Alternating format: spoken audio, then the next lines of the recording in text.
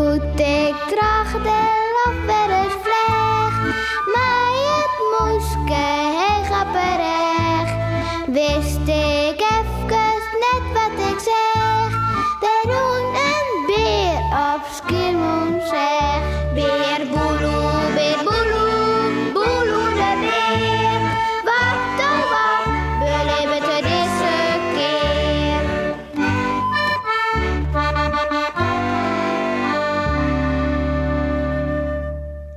Vleene.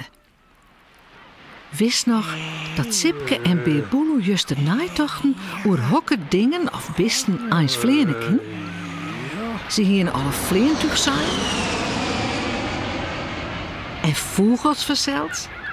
En daarna wisten ze nog dat flinters en miggen ek heel goed vleene kunnen. Maar de binnenvers nog volle meer bisten en dingen die het vleene kunnen. Wist je al een peer?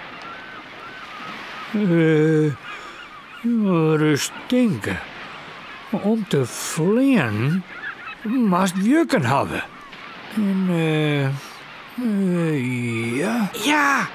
Ja, ik weet het nog hier. Roept Sipke dan. Het is een vleermuis. Nou, dat is weer verzeld.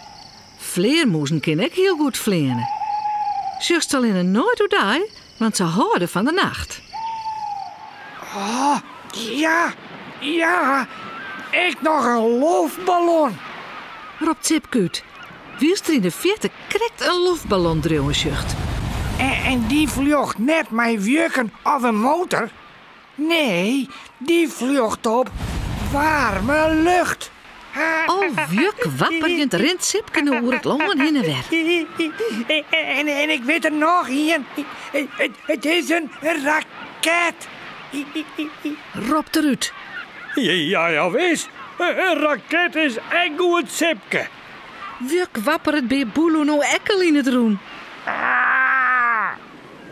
Maar die keer was zo vier en heeg dat er in het heelal te lonen komt. Op een man of zo. Ja, en dan echt nog zonder jukken. Al praten daarin is het terug. Want haar gevleen wie nu hier is geen groot succes. Sipke, wij zoenen dus echt vleenen kunnen matten. Let u dat nou lekker eens bezitje. Vindt Beer Boeloe. Ja, maar hoe dan, Beer Boeloe? Wil Sipke weten. Nou, zelfs meidje. Die juk. Het is hetzelfde als bij draakje vleien. Die kennen we echt zelfs meidje. Hast jou wel eens zelfs een draak maken? Of jukken? Hast wel eens vlaggen? Zou het Beer Boeloe en Sipke wel slagje, denkst? Ja. Mooi, maar wist je. Oh.